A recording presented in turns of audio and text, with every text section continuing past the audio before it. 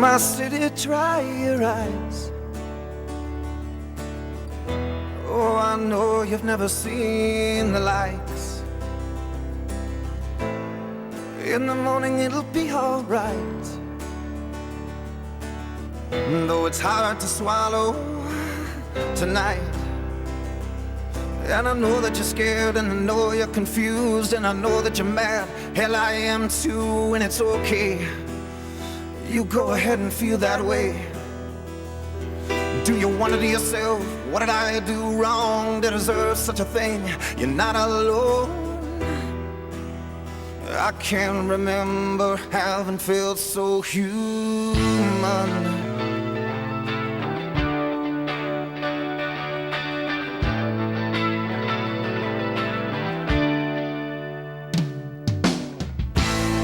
My city, take the time to tell the ones fighting on the lines. Tell them only heroes risk their lives, and that you couldn't repay them if you tried. Oh, I know they'll do their best to play it down to you, like they're just doing the things they're getting paid to do, but no way. You won't get away with that today. And I wonder to myself, could I stand there and gaze into the eyes of the devil and not turn and run away? No, what you did was more than superhuman. And hey, who'd have thought we'd turn out better? Hey, who'd have thought we'd come out on top of the game? I swear my city, I didn't know that you had it in you, but you gave, and gave, and gave, and gave, everybody gave.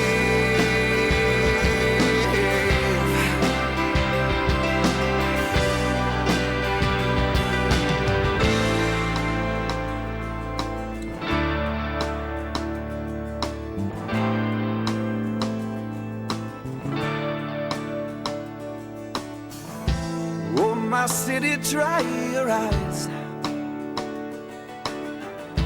Oh, my city, dry your eyes.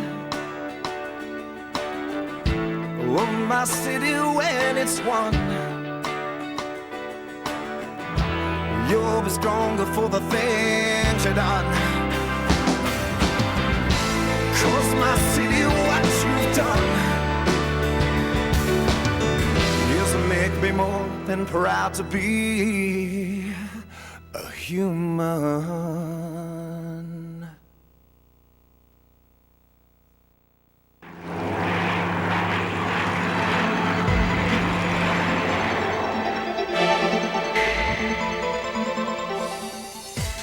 This morning across the lake from Peachland, anxious residents watched as smoke was rising from the bush in Okanagan Mountain Park.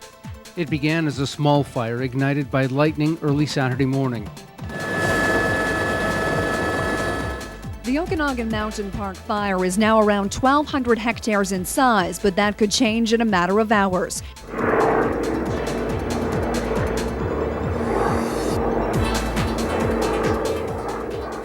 The fire in Okanagan Mountain Park still burning out of control. The concern is it could spread towards these houses. Well, I'm not leaving, no, not till I see flames. Like really close.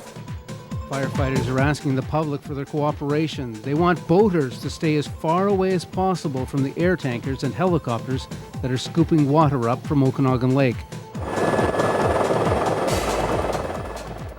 The sprinklers being used by homeowners to protect their properties seem almost futile. The real hope lies with a massive fire guard now under construction. The fire, which had been successfully held behind a fire guard this morning, jumped the guard when the wind picked up early this afternoon. The evacuation alert has been put out for all residents south of Mission Creek. It's pretty scary. Smoky and tense and weird. And you think that you're going to be just fine, but when you get the news, it's a little bit panicky. You add those extra things to the car and you go like hell. The flames were clearly visible over the rooftops of homes in Crawford Estates. A huge wall of fire, vaporizing everything in its path. Phenomenal. It's awesome. I just can't believe what's happening here. They were just saying, earlier today that it's down there in Peachland. You'll never make it to Kelowna. Have been a couple of houses lost in that area. There are more than that number of houses, but we've heard of a couple being lost. And these other areas have now been issued an evacuation order.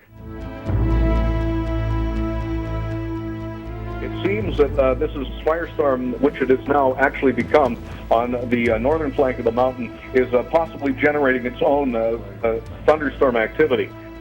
In the south, residents in Naramata are watching the destruction in Kelowna with much anxiety, as many residents near that community are also on evacuation alert. With more on this, we go to the newsroom where Julie Matthews is standing by. Julie. Rick, many residents in the Naramata area realized very well that we could have been talking about them today. Strong winds created conditions so dangerous that firefighters were forced to retreat further north along Lakeshore Drive. At one point, a number of firefighters were trapped on the beach below the Cedar Creek Winery. We hear a lot of chatter on our scanner about firefighters, where they're trying to go, how they're having to retreat back in case they can't get out of certain areas. I'm going to touch base with a fireboat down there. We might have to take some people out of that area. Travis, are you there? Heather, I'm here.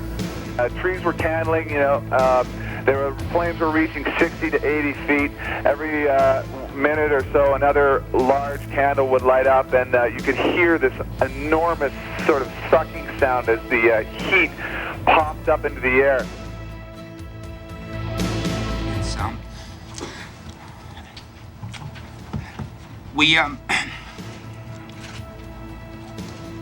we had 3 of our guys lost their houses last night. They're in there fighting other people's and they lost theirs.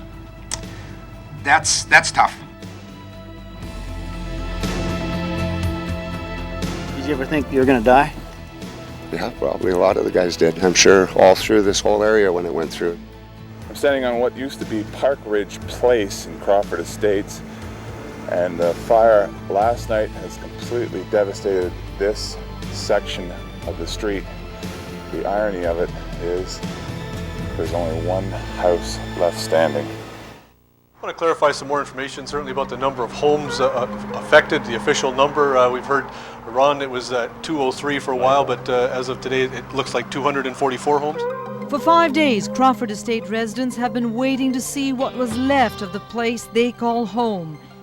Here, a plastic lawn tent is just slightly singed, and yet the house just meters away is completely gutted. Again, we're not seeing kind of those dramatic flare-ups and the hills sort of all ablaze as we did last night, but definitely there's still work to do out there and that fire is still a threat. Definitely. We're looking at 19,000 hectares. I mean, this thing's massive. I'll take the hose, you have to knock that one down with your shovel there.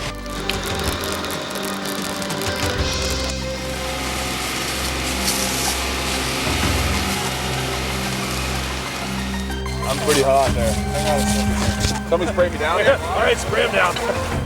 I was interviewing several firefighters when a hot ember actually jumped right onto my coveralls here and burnt right through to my coveralls, burnt right through to my shorts. As the Okanagan Mountain Park fire exploded back to life last night, it was a spectacle that many people were able to watch firsthand.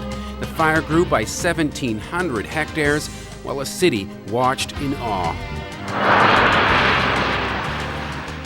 It was an impressive sight as one after the other, the air tankers on loan from Ontario and Quebec buzzed very low over the downtown core. Traffic stopping spectacle from the valley floor, where news that the historic Myra Canyon trestles are going up in smoke one by one is sinking in. It's sad news. Yeah. Very sad news.